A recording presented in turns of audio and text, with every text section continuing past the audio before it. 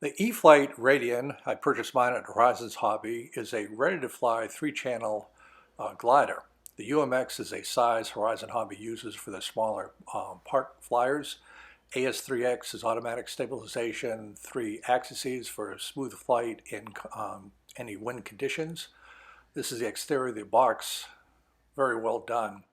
Speaking of the box, this is the initial opening. You can see how carefully everything is packed. Should you want to travel with this airplane, just keep the box. It makes an ideal, safe carrying outfit for the plane. These are all the components out of the box: illustrated instruction manual, battery charger, 1 battery, fuselage, and wing. This is the charger for the little lipo battery. It plugs into a USB port of your computer. Couldn't be much handier. These are some of the repair tapes and the Velcro strips, plus the 2 screws for mounting the wing in the airplane.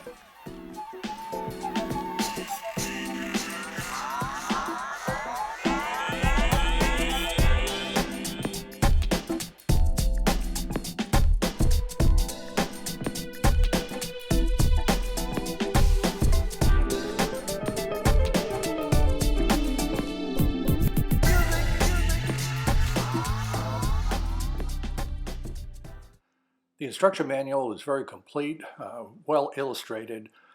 Not much to do to assemble the plane. All the electronics are installed, 2 screws hold in the wing.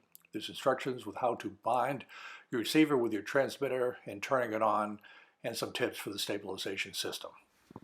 Hello, my name is Gordon, and today I'd like to talk to you about the E-flite Radian aircraft that I recently purchased from Horizon Hobbies.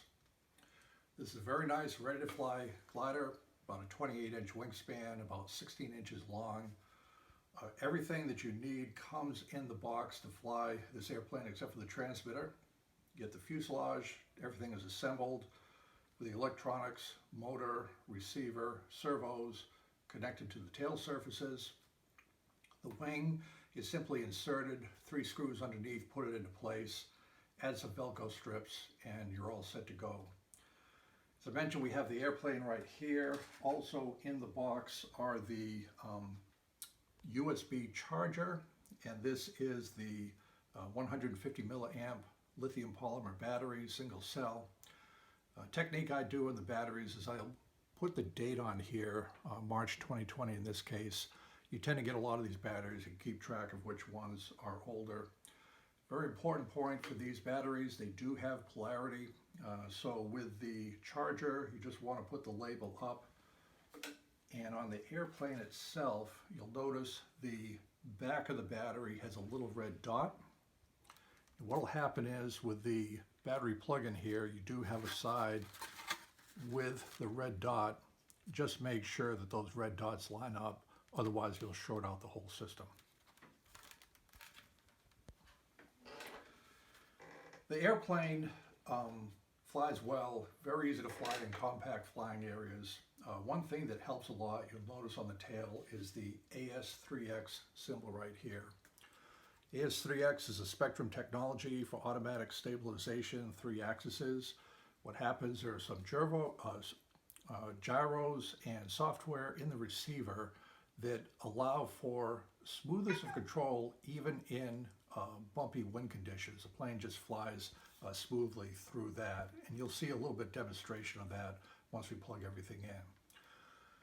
Another important thing to point out on the fuselage that's not covered in the instructions really is you'll see clear tape along the sides of the fuselage and some in back. This clear tape is how E-flite connects the upper and lower half of the fuselage. Don't take off the clear tape because the fuselage halves will come off. There's no need to do that. I have not even taken off the top to take a look at the motor electronics. There's really no need to do that unless you have a crash and need to replace some components. So again, leave all that tape on. One other thing to point out on the back, you'll see little kinks on the control linkages for the elevator as well as with the rudder. Those are adjustment mechanisms with a pair of needle nose pliers if you have to put a little up or down elevator, left or right rudder trim.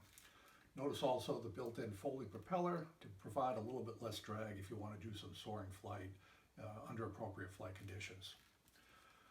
To turn on the system, after everything's after you've binded your receiver to the transmitter, and this is covered in the instructions, We turn on the transmitter first, and the instructions say to leave that on for 5 seconds. And because of the stabilization with the receiver, the AS3X technology, is important to, again, check the polarity, but when you plug in the battery to the airplane, make sure that the airplane is still for 5 seconds as the gyros find out their alignment. So our 5 seconds is over,